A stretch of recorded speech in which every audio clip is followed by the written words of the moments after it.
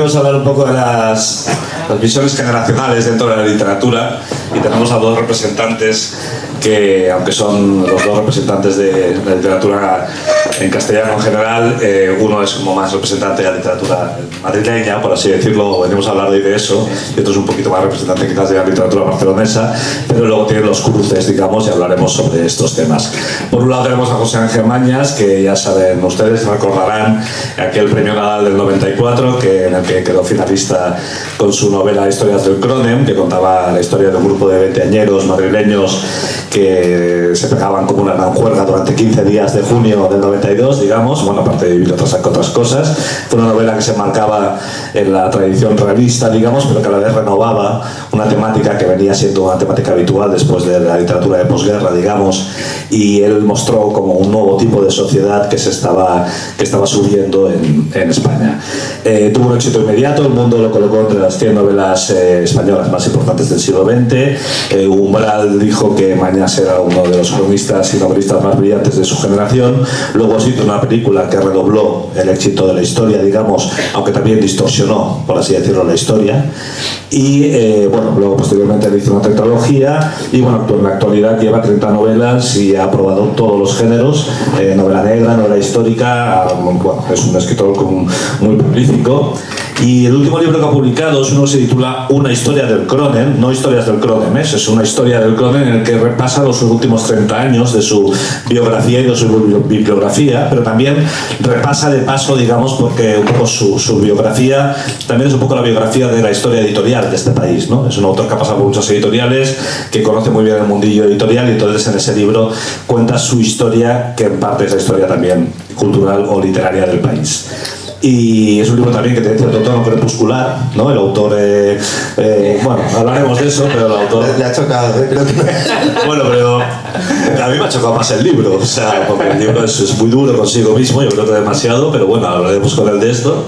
Y mientras tanto tendremos también a Miki para hablar con él, que ya sabéis que es un autor barcelonés, que debutó con Hilo Musical, que fue ganadora ya en 2010, ganadora del Nuevo Talento FNAC, y luego los siguientes libros, digamos, han ido mereciendo premios, La Cápsula del Tiempo, libro del año del Rock Deluxe, Rayos, sobre todo, que fue celebrada por los críticos como la nueva gran novela de Barcelona y que situó a Miki, digamos, como una de las voces más destacadas de la escena literaria en castellano en general.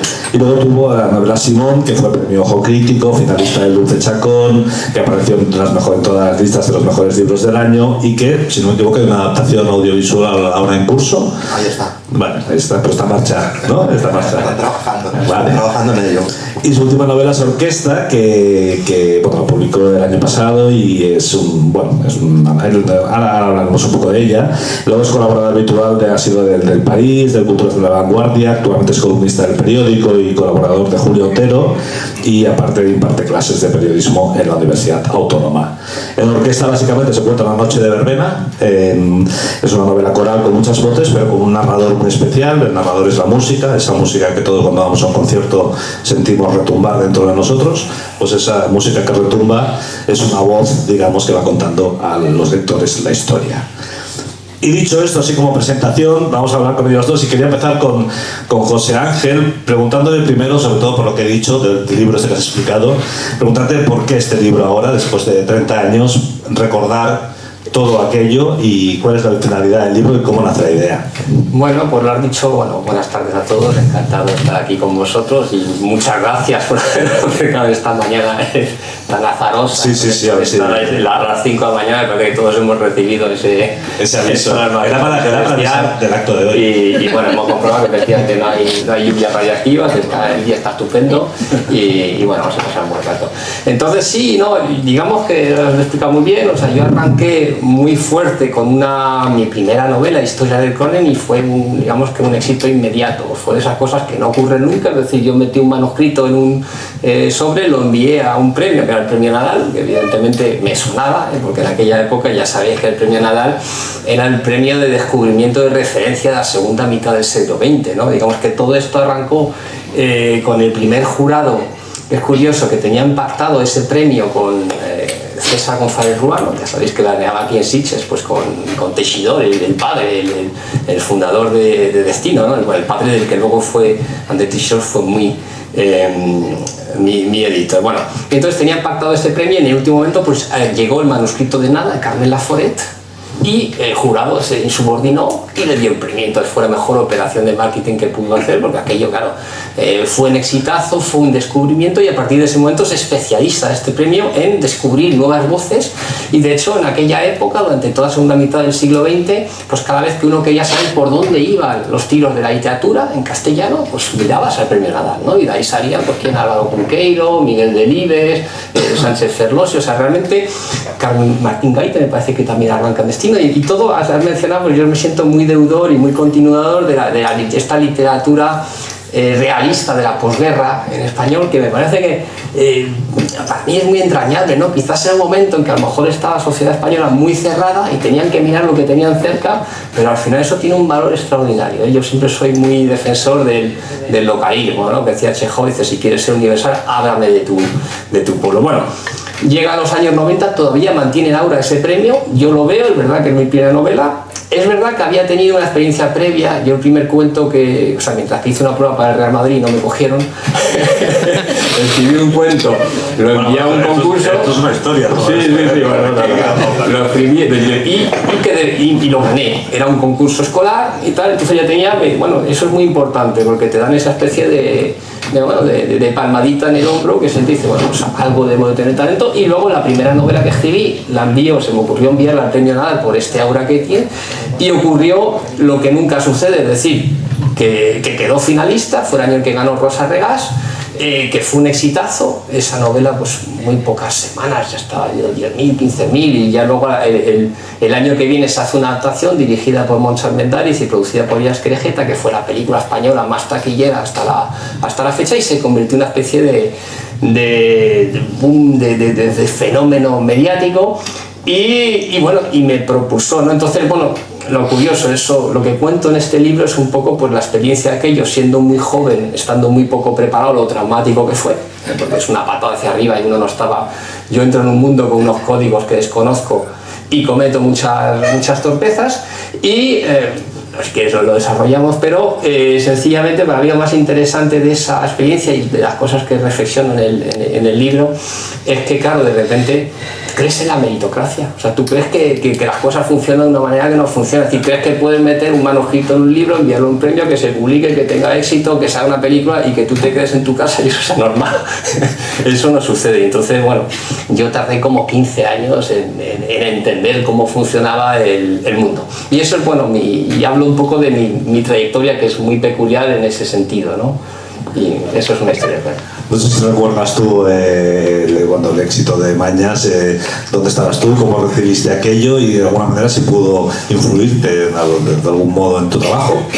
Yo estaba en casa también, pero no te llamó nadie. No, como, gracias por venir, por el heroísmo de haber llegado aquí. Yo pensaba que habría 3 personas con escafandra o con algún tipo de cámara de gas, tipo el Eternauta. Además ha sido muy perturbador porque he salido de la habitación sin saber si todo continúa adelante. Y todos los cuadros de los pasillos, no sé si sabéis si no, todos son unas escenas cotidianas de hombres con cabeza de pez. O sea, había como una insinuación profética de que nos quedaríamos aquí y dentro de un mes y medio estaríamos bloqueando. Buen sitio para quedarse. Con el añadido de que se generaría una especie de Villa Diodati, ¿no? Jugaríamos a contar cuentos y sería curioso ver, yo empezaba como a hacer lista de con quién había cenado el día anterior, quién era mejor para alimentarnos, ¿no? ¿Quién podría? Porque claro, un grupo de escritores encerrados, todo bien, hasta que se acaba el Kit Kat y la cerveza de minibar. En fin, muchas gracias Espina por montar todo esto y a vosotros por el heroísmo. Y por incendiar la fábrica. Bueno, a mí me cogió, es decir, historias del Cronen, el fenómeno, porque lo de fenómeno se dice muchas veces, y en este caso fue verdad. Fue un fenómeno social, fue más allá, fue incluso al extraliterario. Yo tenía 14 años en ese momento. Y en ese momento no leía este tipo de libros nuevos. En ese momento yo, en mi casa no había una gran biblioteca, pero sí que tenía un mercadillo de libros de segunda mano, del que habla en Simón, cada domingo en Sant Antoni, y en ese momento yo estaba descubriendo las novelas, ¿no? Y entonces, al punto de que no tenía un interlocutor claro con quien hablar de novelas en esa época, entonces yo qué sé, yo iba allí el domingo y veía Grandes Esperanzas. Hostia, qué título más guay, ¿no? Entonces lo cogía, lo leía, acababa, cerraba la última página y pensaba, este tío es la hostia. Este tío tendría que ser famosísimo. Dickens. O Backlash, entonces no estaba muy al tanto de lo que pasaba, digamos, como en las nuevas tendencias de la industria editorial española. Pero me llegó, obviamente, la película. Primero la película, después leí el libro. Llegó la película, que además llegó a través de una canción, llegó a través de esta canción de Chup Chup de Australian Blonde, que para mí es muy sintomática de la época, porque es un país como que empieza a fascinarse por lo anglosajón sin saber hablar inglés. Es lo que Montalbán tiene un ensayo, ¿no? Que creo que es La cultura subnormal o algo así, ese titular, no me lo estoy inventando. Manifiesto subnormal, que habla un poco de esto. Y entonces era como una especie de medio inglés inventado, que además el cantante de Australian Blonde yo he leído relatos suyos, escribe súper bien el tío. Bueno, en cuestión que era como la película que alquilábamos los viernes por la noche. La Naranja Mecánica, Historias del Cronen, que además están relacionadas las historias de algún modo. Era como la peli prohibida. Teníamos unas vecinas en casa de mis padres que hacían orgías, hacían orgías los sábados por la noche, entonces nos miraban con las pelis cuando entrábamos con 14 o 15 años, decían, esto no tenéis edad para verlo. Bueno, y entonces años después, por llegar a la novela, años después sí que yo iba a un instituto que justo delante tenía un bar. Parece un cliché esto, pero es cierto. El camarero era un motero que leía un montón y nos vendía quintos, chucherías, y me prestaba libros. Y recuerdo perfectamente, pues ahí me prestó La Conjura de los Necios, me prestó una serie de cosas y me prestó Historias del Cronen. Y descubrí un montón de cosas que en la película no había detectado, no sé si por esos 2 o 3 años de diferencia entre la película y la novela. Por ejemplo, cuestiones de clase marcadísimas, que en el libro sí que vi, muy acusadas. Seguramente también están en la película, pero quizá por la velocidad de la peli no me había dado cuenta. Y vi también como esta necesidad de inmediatez.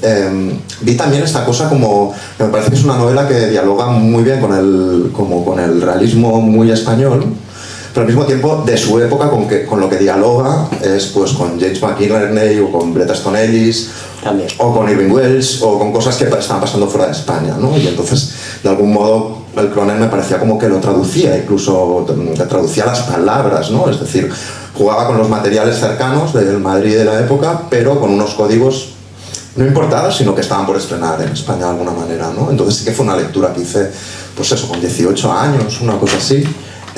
Y que sí que, por supuesto, fue chocante con todo lo que yo venía de leer a Balzac y a Dickens, ¿no? Recordemos, pero que sí que fue un shock de ver, esto se puede también hacer, ¿no? Pues puedes hacer esto y no se rompe. Y no sé en qué punto también te da la esperanza de decir lo que muchos autores, tío, tu fenómeno era decir, se puede acceder al mundo editorial, se puede acceder siendo joven, digamos, ¿no? Porque que es un poco la idea que se sacaba del fenómeno, no tanto del libro como del fenómeno, ¿no? Sí, claro, yo tenía 22 años, iba a los 23, fui el finalista, yo creo que más joven de la historia. Bueno, ya ganó, porque yo no llegué a ganar ningún premio, pero fui finalista, Carmen Laforet, y yo creo que tenía 25 con nada. Sí, en todo caso, sí, la figura del escritor joven pues se arranca, digamos que cuando sale un fenómeno es verdad que marca un punto de inflexión en el mundo editorial, de tal manera que, bueno, como funcionó muy bien, pero digamos que otras editoriales tenían que publicar a algún escritor joven, que se decía entonces, pues que tuviera un poco un cierto aire, que hablara de ciertos temas, de la noche, de las drogas y estas cosas, ¿no?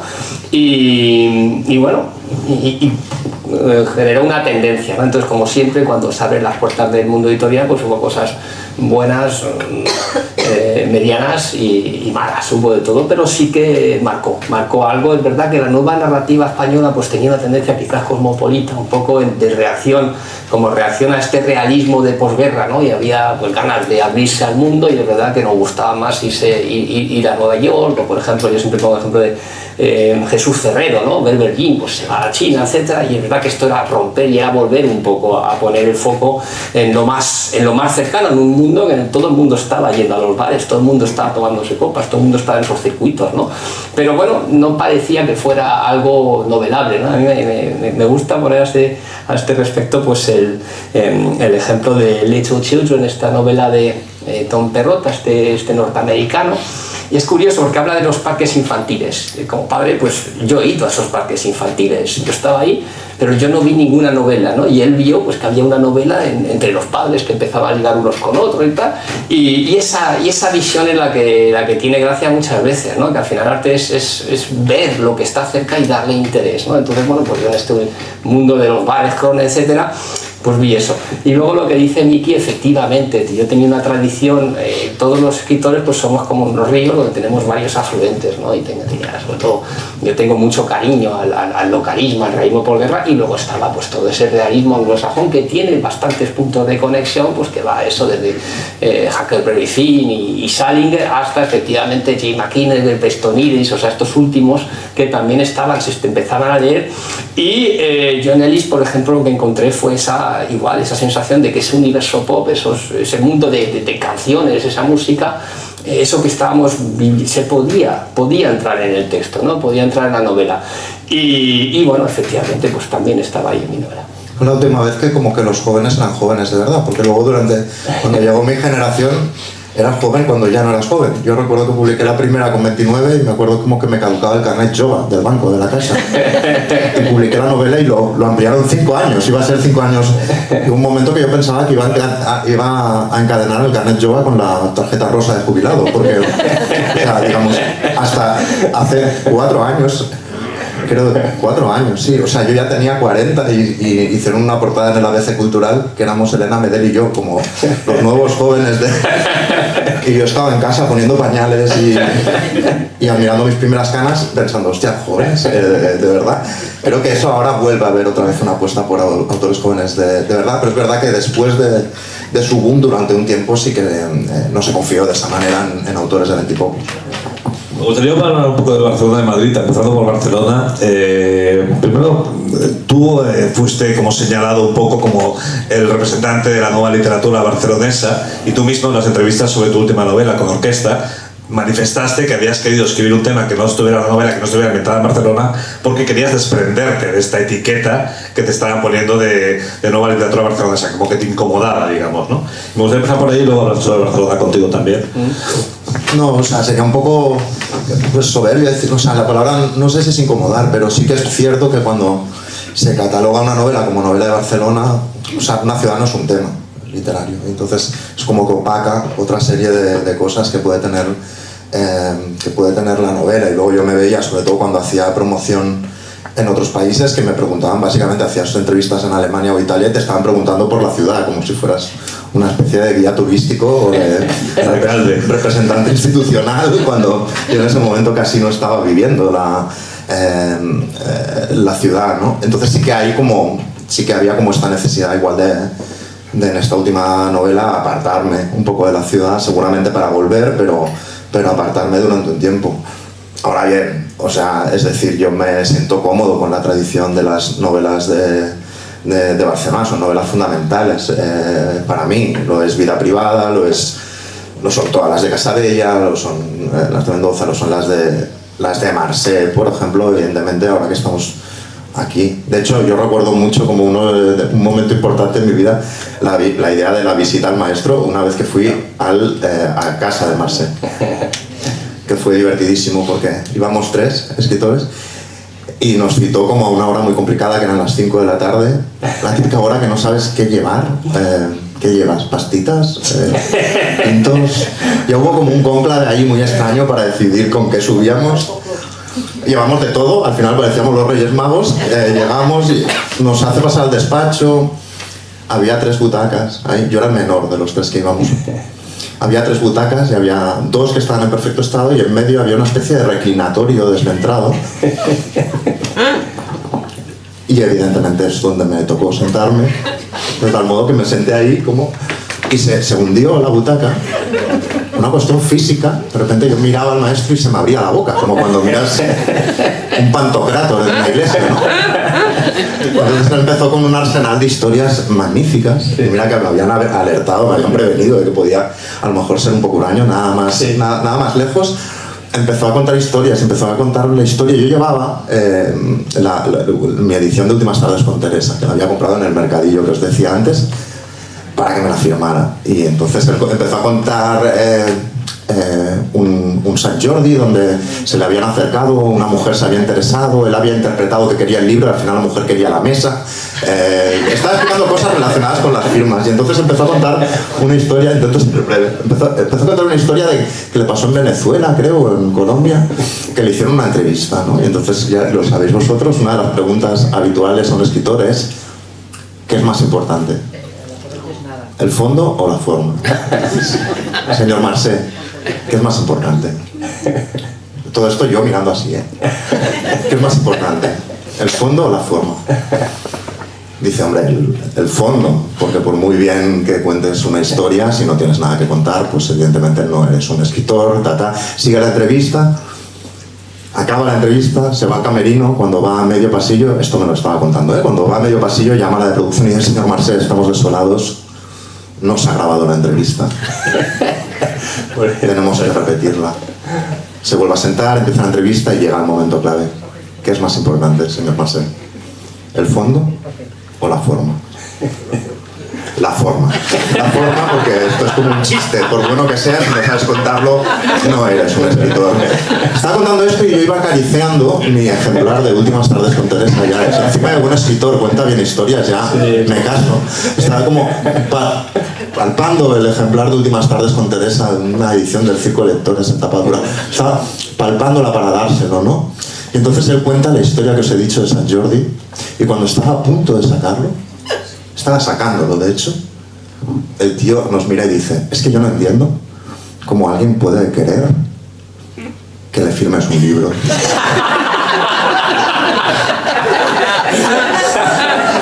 Yo estaba así, miro hacia arriba y recordé toda la vida con una sinceridad ministerial. Yo tampoco. Esto como para ilustrar que por mucho que me hicieran listo en la promoción de orquesta diciendo como que me quería apartar de la etiqueta de novelista de Barcelona, pues esta anécdota ilustra hasta qué punto fueron fundamentales para mí esos escritores. Es una marca muy potente, es que quieras que no, Madrid no es igual, o sea, en términos literarios, o sea, la novela de Barcelona que hace pensar sí en Marseille, en Vázquez Montalbán, en Mendoza, ha cuajado. Mira, otra vez, este sí que es de verdad. Wow. Bueno, nos quedamos, ¿vale? Vale. Ayer no tengo móvil. Ya podéis respirar. Ya podéis respirar, no os preocupéis. Ya está muy bien. ¿Te imaginas que nos estamos llegando? Almas dos por aquí. Bueno, podemos continuar. Sí, ahora se festival. Hay que apagarlo. A ver, los sordos también que miren el móvil. Sí, no, esto es como a las 5:30 de la mañana. Sí. Exactamente lo mismo, más no sabíamos cómo desconectar lo que pasa y tal, esto no hay que apagar. Sí. Madre mía. Venga, que queda uno. Espera. Espera, el último. A ver. Solo queda uno. Ella es la elegida, claro. Ya. La eternauta. Es la eternauta. Muy bien. Vale, bueno. Acaba.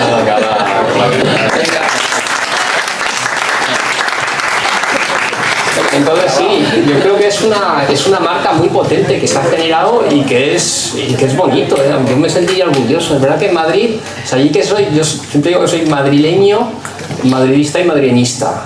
Eso no podemos alternar las tres cosas, ¿no? Pero el madrileñismo, el que te guste Madrid, o sea, no he entendido como el madrileñismo, pienso en Trapiello, pienso en Baroja, la busca, que decir, esas novelas sobre Madrid, que son emblemáticas. Para mí quizás la mejor novela sobre Madrid lo que sería nuestro plus sería Arturo Barea, ¿no? La Forja un Rebelde, que es realmente es muy bonito porque recrea o sea, la manera en que es capaz de reconstruir todo lo que sucedió en los años previos a la guerra civil. Es que claro, eso no se escribe, él estaba ahí metido, ya sabéis que él estuvo en el edificio de Telefónica, el ascensor, estaba pues lidiando con todos los periodistas que querían comunicarse, pues un Hemingway que quería decir, pasar su crónica, decía, bueno, esto está bien, esto está no, esto va a dar información al enemigo, ese tipo de cosas, y yo entiendo que en ese momento no se enteró de nada, estaba nada. Pero ¿qué pasa? Que luego se va a Londres y luego empieza a hablar con mucha gente y empieza, bueno, pues vas como sucede estas cosas, ¿no? Pues como sucedió en la pandemia, que uno tiene su propia perspectiva y luego la vas complementando, ¿no? Entonces él la fue complementando y muchos años después pues recrea toda esa información que había acabado en esta obra que para mí es grandísima, ¿no? Pero no tenemos, o sea, no se visualiza tanto esa novela sobre Madrid pero bueno, quizás el equivalente a mí, estoy pensando todavía la anécdota con Juan Masé, pues en mi época pues sería un poco Umbral. Desde el periodismo... ¿Qué fue que te señaló como él? Él habló, sí, a mí hubo poca gente que habló bien de mí, pero eran buenos, o sea que sí. Era Umbral, Vázquez Montalbán, Rafa Conte y con eso me basta. Pero sí que es cierto que él habló bien y es cierto que en aquella época, ya sabéis, bueno, él tenía una influencia que hoy sería imposible y es, claro, él era la contra del mundo y era sus negritas, ya sabéis, cuando salían las negritas todo el mundo quería verse en esas negritas y eso le permitió dominar el mundo social de alguna manera, ¿no? Tenía mala baba, tenía cosas, pero claro, eso era porque los periódicos estaban en todas partes, entonces tú te lo topabas, estaba ahí, estaba presente, aquí habría un periódico en cualquier bar, ¿no? Entonces eso ha desaparecido, con lo cual yo creo que una figura como Umbral no existiría, pero sí que lo clásico en aquella época era ir a Sudacha y visitarlo, ¿no? Pero a mí no se me ocurrió ese tipo de... Ni siquiera cuando te había grabado, ni siquiera sí, después. yo no tenía esos reflejos, a mí quizás fue un poco, es verdad que yo tuve un éxito muy repentino, muy brusco, yo no lo había buscado, no lo había perseguido, me llega y me abrumó, ¿no? Entonces yo, la verdad es que la necesidad que tenía era casi cerrar la puerta, y pongo un ejemplo, otro pope de la época era Rafa Conte, y Rafa Conte a mí me llamó. Rafa Conte era un crítico que tenía, bueno, había estado en Babelia, yo creo que en mi época ya estaba en ABC, pero bueno, era esta gente, es que hoy es difícil de concebir, es decir, una reseña suya de una novela y al día siguiente igual 3.000 personas compraban ese libro. Quiero decir que ese poder que tenía es que no existe ahora mismo alguien que tenga esa capacidad prescriptiva, él la tenía. Entonces en un momento dado, él habló bien de mi novela y en un momento dado me llama, en la época no había móvil, o sea, era un contestador automático, yo oigo su voz, entonces era la cosa más normal del mundo, me llamaba para invitarme a una mesa redonda, me quería presentar a tus escritores, ¿no? Y yo, bueno, ya os imaginé los pájaros que yo tenía en la cabeza, que yo dije, no le contesté, por supuesto, pero encima yo pensaba, dice, ¿y este señor qué quiere? Y me sorprendía, dice, pero si mi libro ya está en librerías, ¿qué querrá? Llamando, entonces eso es un poco síntoma del desconocimiento que yo tenía del mundo editorial y de lo silvestrano que yo estaba, ¿no? Entonces a mí esto me superó y de hecho yo me tuve que ir. La gente dice, ¿y el éxito qué tal? ¿Cómo viviste? Y dice, pues mira, que no me enteré porque cuando lo tuve me fui a Francia y cuando lo vi había pasado. O sea que, vamos, sí que tuve algunos momentos pues que me paraban en la Castellana, te parabas por el coche y un coche al lado, pues había dos tíos que empezaban a bucear en Mañas, ¿qué pasa? ¿Dónde está el escarabajo? Porque en la novela, pues el protagonista, Carlos, tiene un escarabajo, ¿no? O bien es verdad que ibas a un bar y bueno, pues te acercaba la gente y de repente te empezaba a mirar y claro, yo era una persona más bien tímida, la verdad es que me costaba toda esta luz proyectada sobre mí. Yo siempre digo, bueno, es que necesitaba todavía construirme, es como una planta, cuando eres un escritor joven necesitas tiempo, ¿no? Y a mí me vino pues la luz muy en un momento en el que todavía me estaba construyendo, ¿no? Yo creo que, por ejemplo, Miki, tu trayectoria es mucho más natural y ya te ha llegado el éxito en un momento en el que sabes gestionarlo, en el que disfrutas de ello y en el que te lo mereces, ¿no? De alguna manera. Entonces lo mío es esa figura que ocurre también en Carmen Laforet, ¿no? Que tiene todo su éxito escondada y es verdad que, bueno, ella es un poco singular porque ella luego tiene un bloqueo creativo que da poder escribir algunas cosas más, pero siempre con mucha, quizás más cercana a mí sería a François Sagan, ¿no? Que tiene Bonjour Tristesse, ¿no? Buenos días tristeza, igual, un exitazo con la primera, y luego escribió muchísimo, ya tenía mucha facilidad, pero al final solo nos quedamos, solo se lee esta novela. Y de hecho yo me topé con la primera vez que quedo, era Germán Gullón, también catedrático de literatura, hijo de Ricardo Bureón, que había sido unos grandes poppers del mundo académico, y recuerdo es que como si fuera ayer, de hecho sale en mi libro, recrea un poco esto, que lo primero que me dice, quedando, debió de ser, pues si Historia del Cronen se publica ya sabéis, el premio Nobel el 6 de enero, pues esto era febrero del 94 que llega a librerías, pues a lo mejor en abril, ya había empezado, incluso mayor. Y lo primero que me dice, mira, tú te morirás y solo quedará el Cronen. Ya me solté una carcajada y dije, pero ¿qué me está diciendo? Claro, yo era joven, yo tenía esa sensación, tengo mucha energía, soy capaz, voy a escribir mucho más, voy a escribir libros mucho mejores y voy a tener mucho más éxito. Entonces, he escrito mucho más libros, sí. Yo creo que he escrito libros mejores, pero éxito no han llegado a superar, ¿no? Entonces, claro, eso cada uno tiene las carreras estamos aquí sentados, pero que cada uno tiene sus circunstancias, son muy diferentes, y en mi caso, pues todo es esta lucha contra este éxito primerizo, y sobre todo con la gran sensación de decir, bueno, pues si solo va a quedar eso, me podía haber ahorrado todo el mal, y te parece que quito 30 novelas, ¿sí? ¿Qué le importa, no? Pero bueno, ya sigues pues por inercia, porque te gusta, porque es tu oficio. Por eso yo decía lo de todo crepuscular de tu libro, porque tu libro es como una cosa de decir, nunca volveré a conseguir ese éxito, y tú mismo estás como planteándote en el libro, ¿para qué diablos escribo? No sé qué, no sé cuánto, entonces es como, lo vas leyendo como un poco acongojado diciendo, hostia, parece que sea una putada tener un éxito como tuyo, aunque tú también dices, pero tengo un éxito. Al mismo tiempo, claro, yo no he tenido que perseguir porteros de la gloria, no he tenido que hacer esa cosa que mucha gente tiene que hacer para tener éxito, entonces tiene su parte, esa es la parte que a mí más me gusta, más he disfrutado, y bueno, la gente lucha más, la gente mataría por tener ese éxito, porque al final un libro es una propuesta intelectual que uno hace a la sociedad, y lo que tú quieres, el éxito de ese libro es eso, que se lea masivamente y que se reflexione, ¿no? Y que genere ese debate. Entonces eso Cronen lo hizo en los años 90, realmente puso a luz pues, sobre cómo son los jóvenes, qué tipo de sensibilidad tienen, qué relación tienen con las generaciones más adultas, etc. Y luego, por ejemplo, otra, en el 2016, yo creo que Patria tiene ese tipo de éxito, ¿no? de realmente que da la voz a las víctimas de un conflicto y se lee masivamente y cala, ¿no? Entonces eso es lo que busca, yo creo que como autor, en fin, creo que todo artista, todo creador lo que necesita o lo que persigue es incidir en la sociedad, ¿no? Creo que antes hablaban en la charla pues sobre la relación con la realidad, ¿no? Del arte, se hablaban con respecto al teatro, pero yo creo que yo soy de los que pienso como Victoria que es que estamos vinculados, o sea, es que no hay manera, o sea, la cultura es un espejo de la sociedad y este diálogo es lo que es interesante, ¿no? Y yo soy de los que creo que el libro como figura central del mundo cultural está en crisis, ¿vale? Y que esta capacidad de generar debate, de tener influencia cultural profunda, cada vez es más escaso. Lo se sigue teniendo, pues el libro ha sido de los últimos que ha generado este tipo de pero es menor, creo que una parte, sobre todo con respecto a la ficción, creo que las series están generando generan este debate, o sea, estoy pensando en una serie como Querer, ¿no? Me parece que se llama, que esta es muy buena, ya sé, esta mujer que al cabo de 30 años denuncia a su marido por violación reiterada. Bueno, es una premisa muy potente, está muy bien desarrollada, a mí me gusta mucho. Pero sí que yo tengo cierta sensación de que el libro va perdiendo ese posicionamiento central, ¿no? Hace poco se ha muerto Vargas Llosa. Claro, el aura que tenía en los años 70, o sea, es que eran dioses, ¿no? Y ahora el aura que tenemos nosotros, o sea, que pues no es el mismo, es una... Entonces, bueno, también reflexiono sobre eso, y en todo caso, yo siempre digo, Miki, ¿queréis cómo se lleva una carrera? Dice, él lo está haciendo de puta madre, ¿no? Has empezado, o sea, con Blackie y tal, asentando poco a poco, ahora das el salto a Alfaguara, o sea, realmente se ve que es una gestión madura, de cómo se progresa, cómo se lidia con este mundo, y lo mío en cambio, pues claro, por mis circunstancias, pues es por mi psicología, pues una especie de, mucha más dientes de sierra, ¿no? Arriba y abajo, pero bueno, que también tiene su encanto, ¿no? Es otra manera de... Pero vamos, que yo querría ser como tú, tío. Bueno, vamos a hacer una declaración de amor en toda regla.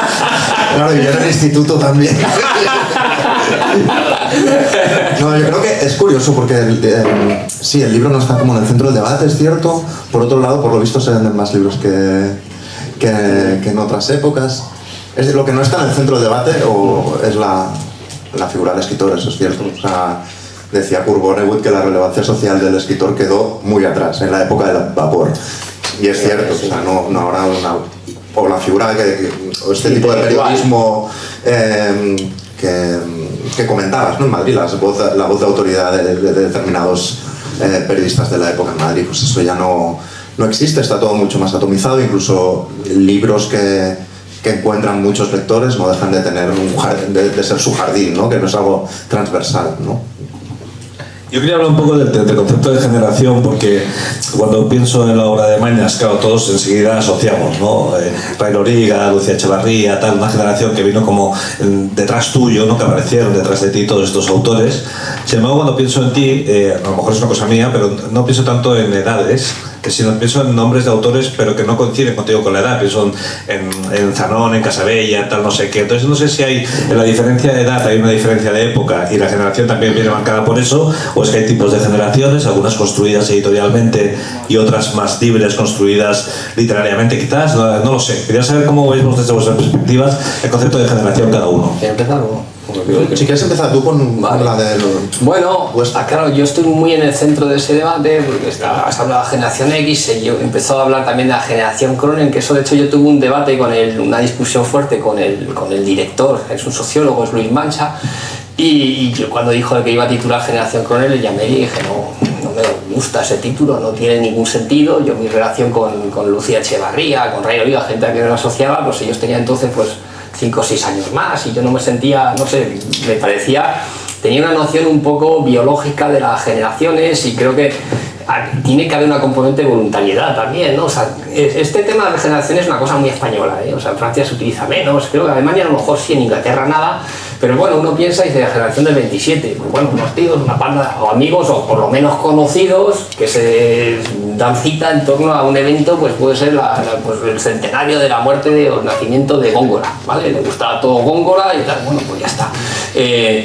Algo hay, ¿no? Se han juntado, se han hecho la foto juntos, pues quieren estar, pues bueno, tiene un sentido, ¿no? Y entonces aquí digo, es que no, yo no lo veo. Entonces él me explicó que no, que él entendía el concepto de generación desde un punto de vista editorial, que fue un poco que el éxito de Historia del Cronen permitió abrir las puertas del mundo editorial a este tipo de autores, etcétera, ¿no? Entonces, es verdad que Ray Loriga había empezado antes, o sea, lo peor de todo es previo, a mí es quizás las novelas suyas las que más me gusta, y luego Lucía Echevarría sí viene después, se aprovecha después, como bien pude ver también Pedro Maestre, que ya ganó el premio Nadal, que yo quedé finalista, etcétera, y sí que...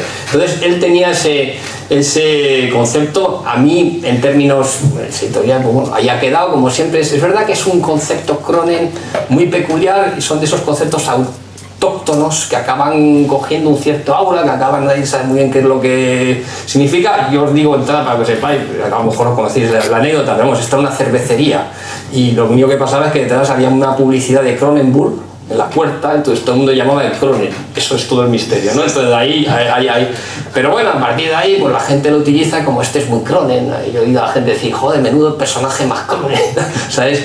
Pero bueno, va creciendo y va acaparando espacio mediático, espacio cultural y van triunfando. Es un poco como movida, esa también fue una palabra que en su época no se decía movida, en España en los años 80 quizás era el rollo, era otra cosa, pero bueno, va creciendo y va ocupando ese espacio. Bacalao, es también otra ruta, el bacalao, es otros conceptos de estos que por lo que sea, entonces tiene ese aura. Y bueno, yo no soy responsable, aunque haya escrito novelas al respecto, no lo controlo en absoluto.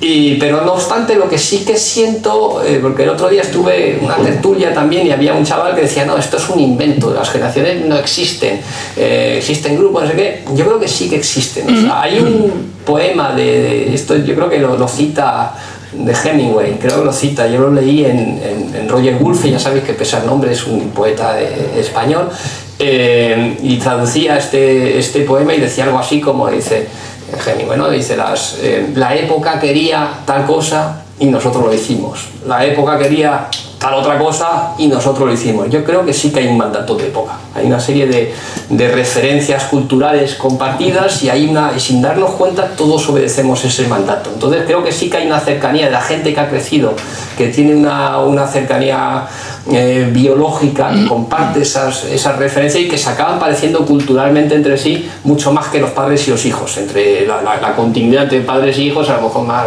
genética, más no sé qué cosas, pero en términos culturales yo creo que sí que se puede agrupar a la gente y es algo. Ahora, dicho, utilizado, empleado como se emplea en la historiografía española, pues no sé si y desde luego yo nunca me he sentido, o sea, que decir, a Ray Loriga he visto, lo cuento allí, lo he visto 3 veces, literalmente. La primera vez quedamos en el café comercial, apareció con Cristina, que yo no había inventado, pero bueno, apareció ella, también me gustó, claro, es un pibón, era un pibón. Venían de cuero, imagino que la Harley estaría ahí fuera, claro. Pero viendo mi estética, unas cosas que tiene el aura noventero, la estética indie, la estética era la normalidad, ¿no? O sea, entendíamos un poco pues que los Sonic Youth eran unos tíos que podían ir normales y no necesitaban vestirte de cuero ni tirarse de un balcón para ser considerados buenos músicos, ¿no? O sea, ni el malditismo, ni el glamour un poco chetero, los Alaska, las pintas, las lacas, esas cosas, ¿no? Entonces, claro, para mi sensibilidad muy normcore, pues me parecía un poco, yo nunca los entendí, o sea, sigo sin entenderlos, es otra cosa, ¿no? La segunda vez ya fue más tarde, ya habíamos coincidido en Ámsterdam, parece nos invitaron a los dos a una cosa y estaba ahí pues Juan Madrid y estaba otro más y bueno, y estaba ahí, yo creo que ya Ray pues acaba de tener sus 2 hijos, entonces estaba preocupado pues comprando ropa para los niños, esas cosas, yo también era padre y ya está. Y la tercera vez, hace poco hubo unos premios Zenda y estaba ahí con Alex de la Iglesia, pasé, le dije hola y ya está. Entre medias creo que una cuarta vez me he cruzado con él en Almería, igual, le vi en un tal, estaba con su mujer portuguesa, le dije hola y me fui a decir, no tengo ninguna relación. Lucía Echevarría, pues me he cruzado 2 veces, cuando organizaba eventos en la FNAC, me vino, es verdad que fue una cosa muy rara, me dice, subí arriba, vamos al despacho, y no tenía nada que decirme, no entendí muy bien por qué me había hecho subir arriba, bueno, pues bajamos abajo y tal, y en una luego entendí más cagado, yo soy muy pánfilo, yo no me entero de cosas, y luego en una fiesta que organizó Estela Mari, bueno, que fue una editorial fantasma maravillosa, bueno, a mí eso tiene otra historia, que esto es un tío que a mí me encantaba. Bueno, a mí me dijo que se llamaba Pepe Río, me parece, luego parece que no era su nombre porque estaba metido en escándalo, no sé qué, bueno, montó aquí una editorial espectacular y yo recuerdo que comí con él y me dijo, no, me voy a cargar Planeta. Era un tío que decía, era consciente de que era una crisis, que en ese momento de crisis podía comprar buenos autores a buen precio y que cuando la crisis pasara él iba a estar ahí posicionado, ¿no? Entonces, bueno, total, cuando se murió dejó un agujero no sé cuántos millones de euros y su mujer, que era funcionaria, claro, eso de hoy debes no sé cuántos millones de euros pero mañana vas a ser millonaria, no lo entendía. Entonces, en todo caso, ahí hubo una fiesta muy fastuosa tipo Nadal y ahí estaba Lucía y comimos y ya está, y no cojas. Al hilo de esto, que no es la del 27, hay una idea que me parece preciosa, muy divertida, de Pérez Andújar, que dice que las generaciones molaban cuando tenían nombre de autobús. El 98, el 27... Y de alguna manera yo creo que es cierto porque... Hostia, me acabo de cargar el... Está arreglado. De alguna manera yo creo que es cierto. Sí que es verdad que... Primero que los autores de una generación yo creo que tiene que haber algo de sincronicidad y también de fricción, es decir, tienen que respirar el mismo aire, pero no el mismo aire cultural, sino probablemente el mismo aire en el mismo café, es decir, tienen que ser amigos, tienen que hacerse la foto, para que la generación sea instantánea, para que haya una declaración de principios, que tenga que ver con una poética, con una estética, etcétera, etcétera.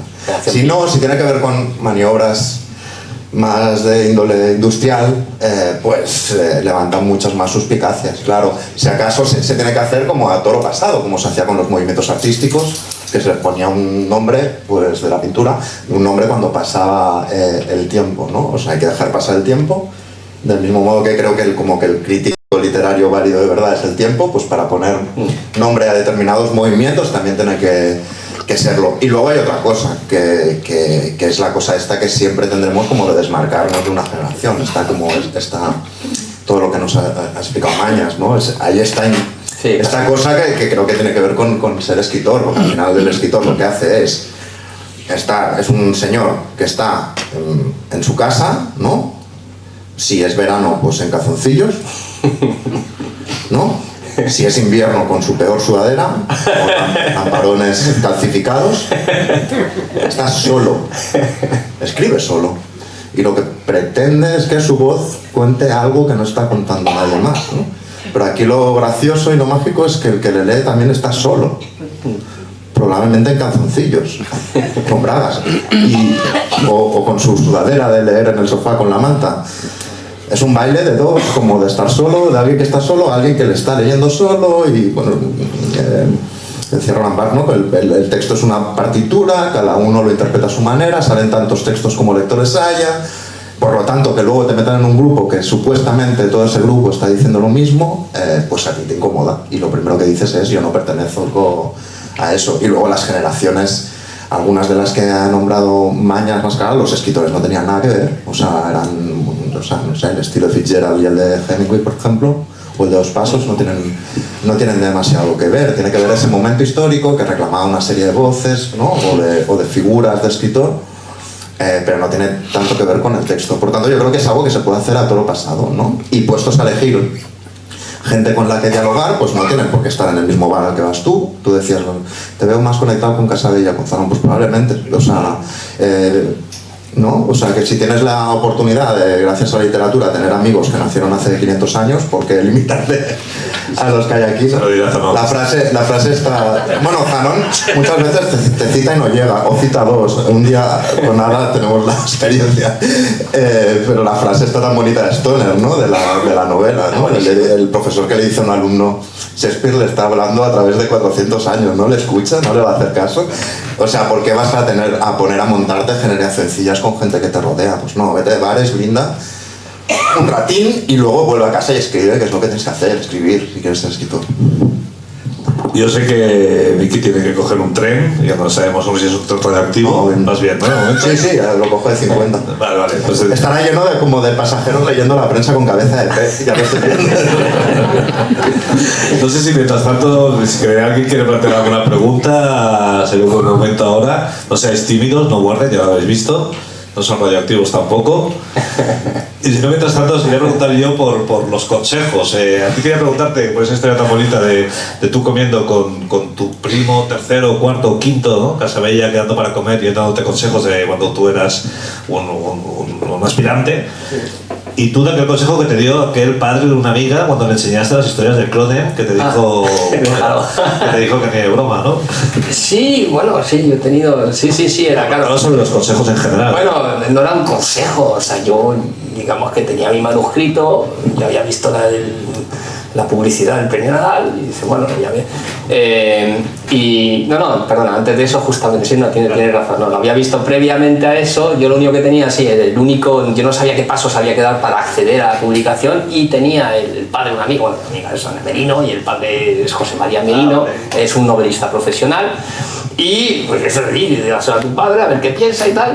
Y entonces pasaba el tiempo, pasaron un mes, 2 meses, y no me contestaba, y dije, bueno, ¿pudiste entregárselo? ¿Te dijo algo? Y digo, sí, joder, no te lo quería decir, pero sí. Dice, no le ha gustado, ¿no? Dice, no le ha gustado nada.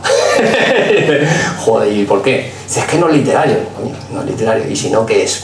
Dice, es que es demasiado cinematográfico. Y coño, pues aunque no haya gustado y aunque sea demasiado literario y no sea, demasiado cinematográfico, no suficiente literario, si yo quiero publicar lo que me interesaba, ¿qué tienes que hacer, no? Entonces fue a preguntar y me dijo que te presentes a un premio literario. Y yo siempre, claro, digo, esto es como si tú le pides trabajo a alguien y te dice que te presentes a una oposición. Pero como no tenía otra idea, pues efectivamente le hice caso y resultó. Y luego es curioso con el tiempo, que luego sí, o sea, no me quería ver, pero cuando ya se enteró de que quedé finalista, ya sí vimos y ya me dio un buen consejo. y ya me dijo, dice, ten cuidado con los derechos audiovisuales, cosa que le agradezco, efectivamente, es un buen consejo. Pero claro, no fuiste a la me había dicho, dice, el tío no se acuerda de que había pasado de mi culo totalmente. Claro, Entonces, cuando me la memoria selectiva, yo me acordaba perfectamente. Tenía fijación con eso, ¿no? Claro. Era cinematográfica, Claro, tenías que ir con cuidado con bueno, claro, sí, efectivamente, sí. Tú eres amigo de Ana Merino. O sea, Sí, no, sí, luego. Y luego no fuiste con el libro bajo el brazo a la casa a decirle al padre, vaya, Sí, vaya lo que tengo aquí.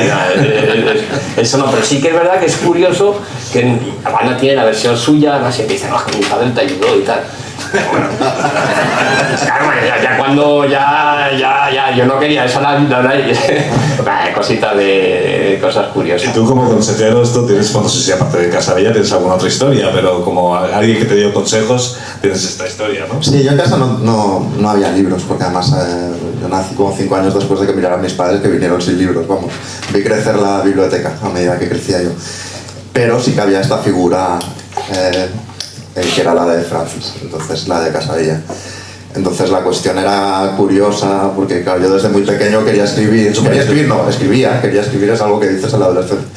De niño escribía, entonces que leer casi escribía cuentos cada mediodía, una especie de Stephen King enloquecido, como que cada mediodía escribía un cuento, entonces el comentario, la letanía todo el rato es, ay filliño, acabarás como Francis, como algo... Francis en ese momento que tenía, o sea, que sabía que tenía un éxito brutal, acabarás como no seas escritor, ¿no? Y entonces hay como esta cosa bonita, como que yo recuerdo como ver la primera edición del Triunfo en casa. Yo en ese momento no lo veía, no quedaba con Francis, a pesar de que las familias son íntimas. Rayos, en mi novela, los 2 coches que salen de la aldea para ir a Barcelona son el de la familia Casalla y la mía, porque viajaron juntos por primera vez, se alojaron los dos en un piso, etc. Pero bueno, la cuestión es que estaba allí y yo veía como esa novela, El Triunfo, que me atraía mucho la portada esa, la primera portada, era que eran como unos naipes y tal. Entonces miro la solapilla biográfica del escritor. Ponía Francisco Casabella, tal, nació en el barrio de Sant Antoni, tal día no sé qué, tal. Entonces dice, fue botones de un banco y chofer de una supervedette. Entonces yo fui a mi madre y le dije, mamá, Francis fue el chofer de una supervedette. Esto con un niño que vive al lado del Paralel, fue chofer de una supervedette. Y me dice, ay filliño, no tiene ni carnet de conducir. Y yo recuerdo que le dije, mucho mejor. O sea, es decir, mucho mejor tanto si conducía sin carnet como mucho mejor si se lo inventaba, sobre todo, mucho mejor si era inventado, me parecía todavía más guay. Entonces, como con 12 años así, empecé como a mandarle, mira qué miopía tenía yo, o sea, a mí me regalaban pegatinas de las Olimpiadas, ¿no? Y yo se las mandaba a Alex, a su hermano y a él, ¿no? Como regalo, ¿sabes? Al hombre que estaba escribiendo sobre la Barcelona Olímpica, ¿no? Y él, ay, muchas gracias, Miguel, tal. Y entonces, claro, esto llega a la adolescencia, que es cuando ya se hace evidente, ay, filliño, que ahora es como Francis, que sí, que quiero escribir, que tengo mis fanzines, que escribo en ellos, y entonces me cita un día en el Mercat de Sant Antoni, ahí ya me llama mi primillo, porque ya me ha leído, y me empieza a pedir los textos, de vez en cuando me trae un libro, pues recuerdo de Thomas Pynchon, de otros autores, y en un momento dado, cuando yo tenía 25 años, 24 años quizá, me dice, bueno, lo digo así, vamos, estoy citando como a que no tienes huevos de publicar antes de que tengas 30, y que yo lo vea, y bueno, la cuestión es que publiqué antes de que, porque bueno, hay esa cosa de que durante toda tu vida has escrito, pero no tienes muy claro que vas a publicar, ¿no? Y bueno, pues claro, casi como que me retó a hacerlo, a cerrar una novela y a enviarla a sitios, y bueno, y publiqué antes de los 30, lo que pasa es que él falleció un poco antes, así que no lo pude ver. ¿Y tienes sensación de estar en competencia con él? O sea, no, a ver, es como ponerme en unos zapatos muy grandes, porque es que yo lo admiro mucho como escritor, más allá de como de su magnetismo como persona o como figura, digamos, en mi vida, lo admiro mucho como escritor. Y no creo que... O sea, sí que es verdad que sobre todo en reseñas y tal siempre sale, o sea, como... Siempre se habla de bueno, algún tipo de relación, no sé, yo creo que es como lo que dice... Un día leyendo una entrevista de Zambra, me parece que da como la respuesta mejor que yo voy a empezar a decir siempre. que lo que dice Zambra cuando le preguntan por Bolaño es: mis personajes se parecen a los de Bolaño como un hijo se parece a un padre. Es decir, un hijo no quiere parecerse a un padre, y aunque no quiera parecerse al padre, incluso aunque luche por no parecerse al padre, Algo tiene. algo tiene del padre, tiene algo que agradecer al padre, no tiene por qué matarlo, tiene algo que agradecerle, seguramente tendrá cosas genéticas que le haya legado, o de educación o lo que sea. Bueno, pues mis personajes se parecen a los de Casalla como un hijo se parece a un padre. Siempre es bonito evocar a Casadellas aquí en estas jornadas, porque en las antecesoras, digamos, en las jornadas Visor, fue uno de los primeros invitados por José Luis Espina, y tenemos todos los que asistíamos en aquella época, tenemos fotos con él, y es un buen sitio aquí para evocarlo. Pero tenía el apartamento aquí en Roda de Bará. Dicho esto, no sé si os ha desbloqueado alguna pregunta. Si no, os dejaré tiempo para que ellos, si queréis que os firmen algún libro de ellos, pues antes de que Miki se tenga que ir, o bueno, tú te quedas más rato, para que queréis que firmen libros. Y si no hay preguntas, ¿no? Pues ya cerramos, vamos a tomar el sol, que ya podemos. Y os dejo a los autores aquí para que os firmen.